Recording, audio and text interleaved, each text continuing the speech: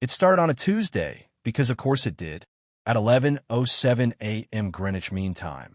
Every satellite, radar array, and amateur backyard telescope locked onto the same impossible object. A massive structure the size of Australia had entered Earth's orbit without so much as a hello. The world froze. Phones buzzed, feeds flooded. Militaries across the globe panicked in synchronized professionalism. Jets scrambled. Nuclear launch codes were whispered, not shouted. And then, just as suddenly as it had arrived, the ship sent a signal. Prepare for diplomatic audience. Galactic Empire ship Indomitable Triumph requests planetary compliance protocol. The world's most powerful leaders were herded into the UN building in New York. Less for coordination and more because it had the best cameras. The ship didn't bother with stairs or subtlety.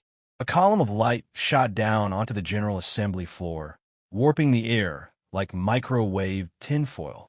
When it cleared, a single figure stood at the center, tall, imposing, and absurdly overdressed. The alien emissary wore a cape. Not just any cape, but a shimmering, multi-layered cascade of metallic plumage that fluttered despite the lack of wind. His armor gleamed gold and bronze. A rotating holographic crown orbited his head like a lazy moon. "My name," he began, with a booming voice that vibrated the translator implants hastily distributed to the UN members, "is Grand Subsroy Thalvaker of the 42nd Protocol Circle, inheritor of the Throne Seal, harbinger of compliance, and minor regent of Sector 17 Delta." He took a dramatic breath. "I come bearing terms of benign subjugation from the eternal sovereign, Emperor Zarnax the Timeless, Lord of 10,000 suns, and supreme will of the known cosmos. Kneel, and you may retain partial autonomy pending your planetary audit." He was interrupted by the sound of a stifled giggle, followed by another, and another. Then, the president of Brazil snorted into his elbow. The Japanese foreign minister tried to cover her mouth, but failed. The British prime minister had already buried his face in a stack of papers, shoulders shaking. Within seconds, the entire chamber erupted into uncontrollable laughter. Sub-Viceroy Thalvaker blinked, his posture faltering. "Silence, primitive bipeds. You are in the presence of—" Wait, sorry," said the U.S. delegate between gasps. "You're telling us you showed up with a rotating space tiara to ask us to kneel? It is not a tiara. It is the celestial circlet of—" The French delegate waved him off, laughing. Nah, monsieur. You look like a background villain from a sci-fi musical. Did you rehearse this in a mirror?" Someone in the back muttered, "Pretty sure I saw this guy on a Doctor Who episode." The alien's face, blue-skinned and stern, tightened in confusion. "Your reactions are illogical. These are standard terms of peaceful integration. The last 17 worlds accepted immediately." A Swedish representative wiped tears from his eyes. "That explains so much. You find the protocols humorous?" Thalvaker asked, uncertain. "Yes," said the Nigerian ambassador, "because they are. Look, you clearly mean business, but your whole thing, it's like Monty Python try to do space imperialism." A long pause followed. The alien's translator struggled to parse Monty Python. Finally, Thalvaker snapped to full height, indignation overriding confusion. "You will regret this mockery. I shall summon the compliance fleet to establish order. Resistance will be inefficient." He raised an ornate scepter covered in blinking lights. A small puff of steam shot from the tip. Someone clapped. "Bravo," said the Australian representative. "Encore." The emissary gave a final glare, then vanished in a pillar of light. The room sat in stunned silence.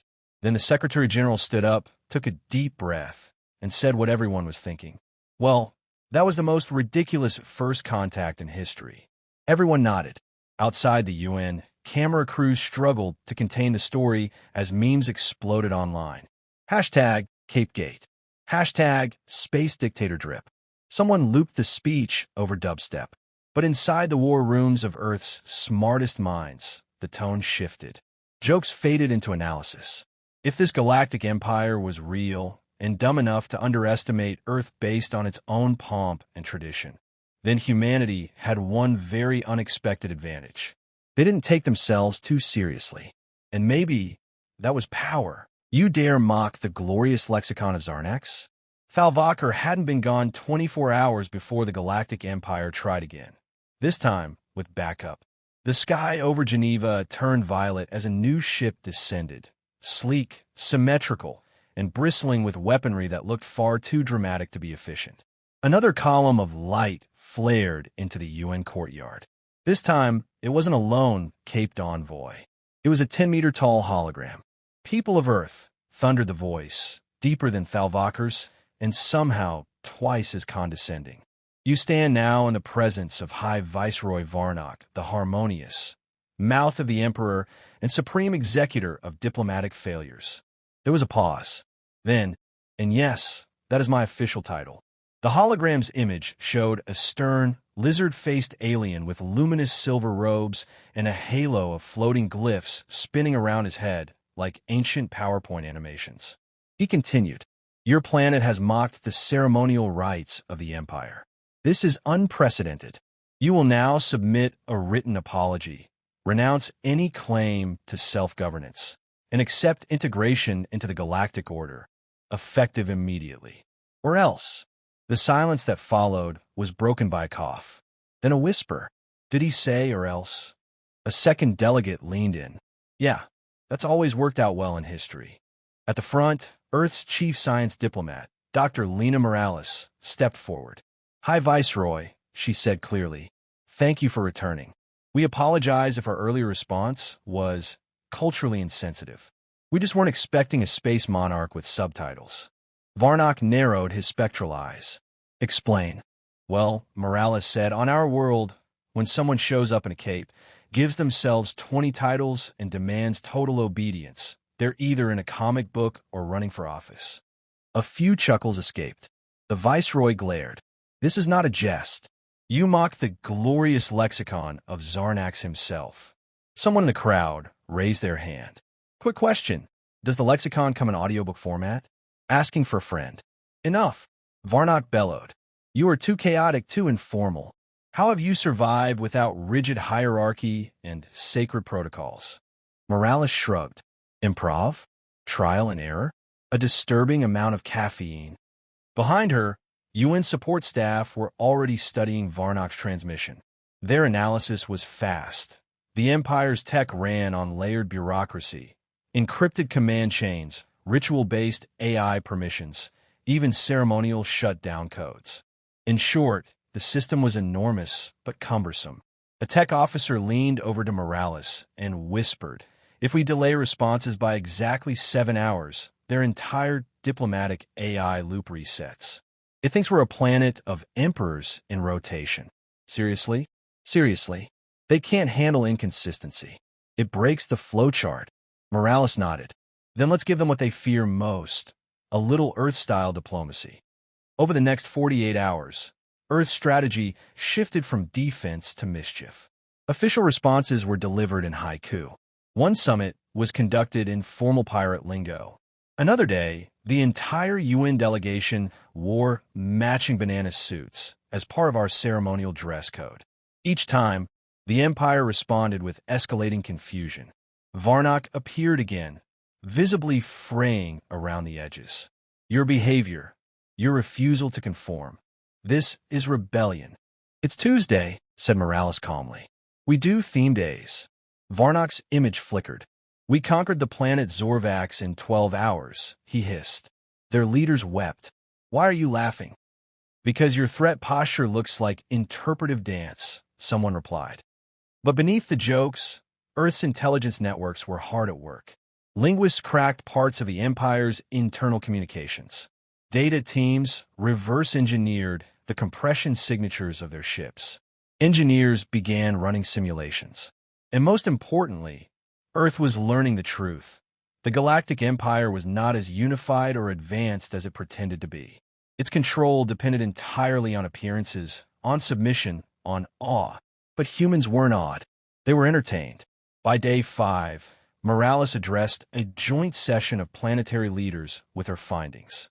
"The Empire," she said, "is a house of cards, beautiful, grand, and entirely dependent on everyone pretending it won't fall over. And we just brought a fan. She paused. Earth's greatest weapon may not be lasers or fleets. It might just be our ability to laugh when others expect fear. In orbit, aboard the indomitable Triumph, Thalvacher watched the latest Earth broadcast, a late-night show where the host wore his exact cape while doing karaoke. He turned slowly to the bridge officer beside him. "Commander," he said, "what is Karak? This button controls what now?" 3 weeks after first contact, the Galactic Empire was in chaos, and it had nothing to do with weapons. It was memes. A single TikTok of a 13-year-old in Iowa wearing a bathrobe and declaring himself High Lord of Snacks and Supreme Emperor of Netflixia had gone viral across 12 systems. Imperial data filters, designed for suppressing dissidents, had no defense against human sarcasm delivered through animal filters and auto-tuned remixes. Back on Earth, world governments had formed the Interstellar Cultural Research Team, a joint task force of diplomats, linguists, engineers, and, oddly enough, comedians. "You're serious about this?" asked Max Chun, stand-up comic and former engineering dropout. "You want me to help you analyze alien society?" Dr. Lena Morales smiled. "You understand how humans use humor to cope, disarm, and communicate power dynamics. The Empire doesn't. That gives us leverage. So yes, congratulations. You're now our chief cultural weapon." Max blinked. "Do I get a title?" "Sure. Let's go with Earth Ambassador of Vibes." 2 days later, a human delegation boarded a galactic diplomatic cruiser on its way to the Empire's core system, escorted under heavy guard by confused but increasingly nervous alien officers. Max took one look at the ship's interior and whispered, "Why does everything look like a Vegas casino got swallowed by a cathedral?" The walls were covered in gold plating and flickering runes. Massive banners bearing incomprehensible titles hung from the ceiling. At the ship's helm, a procession of robed figures operated dozens of levers and glyph panels, none of them speaking. Lena noticed it immediately. They're not piloting the ship. They're performing the piloting. The actual controls are probably automated. Max leaned over a control panel, pressing a single unlabeled crystal. A small voice rang out from the panel, resetting stellar pathway alignment. "Please hold your ceremonial position." The aliens gasped. One fainted. Max stepped back. "This button controls the galactic GPS?" Lena sighed. "And it's keyed to ritual choreography. Their whole civilization runs on symbolism, not practicality." "Sounds like a cult," said Max, only with worse UX design. Upon arrival at the throne world, Xernaxis Prime, the delegation was escorted to the Imperial Court, a towering amphitheater where the ruling elite floated in anti-gravity thrones, their robes dragging like solar flares. At the center was Emperor Xarnax, the Timeless himself, bald, gray-skinned, ancient, and adorned in a throne so massive it had moons orbiting it. The moment the humans entered, a trumpet-like sound blared across the chamber. Max looked around. "Is that his theme music?" Lena whispered, "Just smile." The Emperor raised a hand. "You come now to the heart of Dominion. Speak your titles." Lena cleared her throat. "Dr. Lena Morales, planetary scientist." "Max Chun, ambassador of Vibes." Whispers rippled through the crowd. Xarnax narrowed his eyes. "Ambassador of what?" Max stepped forward. "Vibes. You know, energy, humor. The thing your empire doesn't understand." Lena winced. Max continued anyway. "We've studied your systems. The pageantry, the rituals, the scepters that double as Wi-Fi routers. You built a galactic bureaucracy so bloated it collapses under the weight of its own drama. You didn't conquer galaxies. You bored them into submission." Gasps echoed. Floating thrones wobbled. Xarnax's voice thundered. "You dare insult the Empire in my presence?" "No," said Max. "We came to roast it." Without waiting for permission, he pulled out a small hollow projector. Images flashed across the court. Humans in cosplay as Thalvacher. Viral clips of alien threats remixed with fart noises. A puppet show reenacting First Contact titled Cape Expectations. Then silence. And from the back of the room, someone laughed. Just a short, involuntary chuckle from a junior official whose face turned bright violet in horror. But it was too late.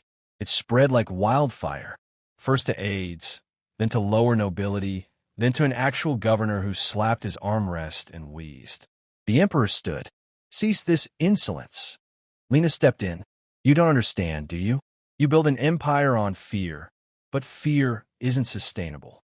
People want to breathe, laugh, question. And your empire, your whole elaborate pageant, has no room for that." Zarnax trembled, eyes wide. "If we allow irreverence, we lose control." Max smiled. "Then maybe you never had it." That night, across 1,000 systems, the broadcast was leaked. A human delegation mocking the Empire in its own palace and walking out alive. Across the Empire, laughter started to echo in places where silence had reigned for centuries. The punchline of empires. In the days after the broadcast from Zarnax's prime, the Empire began to crack. Not with war, but with whispers. Laughter, at first quiet, then open, spread through the ranks. A minor planetary governor in Sector 17 shared a clip of the Cape Expectations puppet show.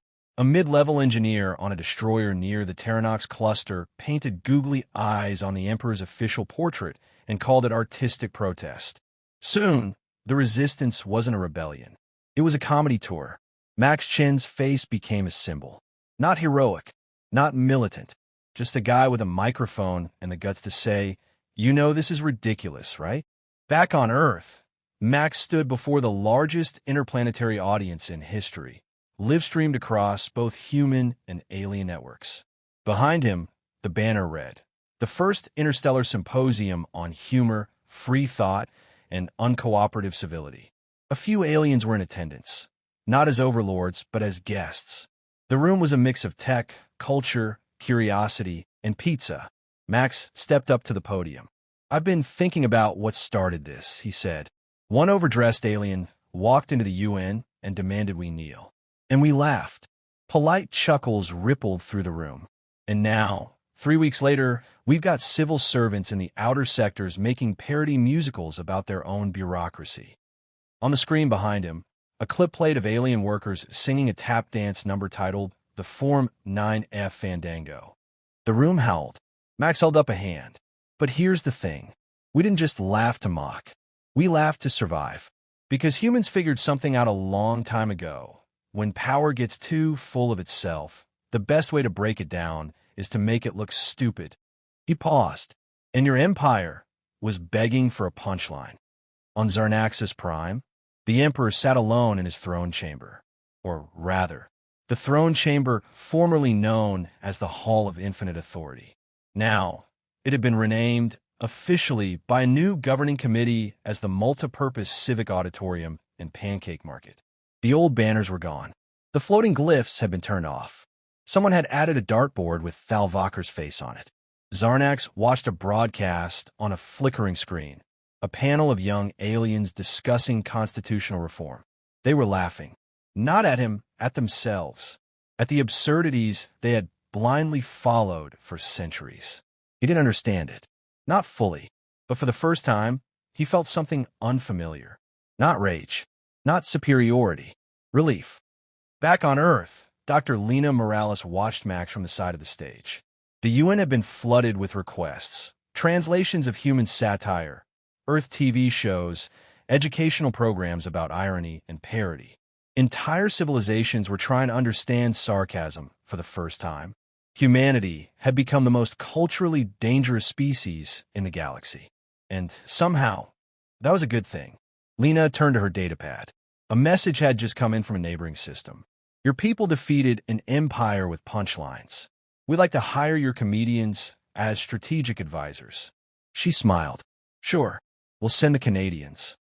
Later that night, Max and Lena sat on the rooftop of the UN building, watching the stars.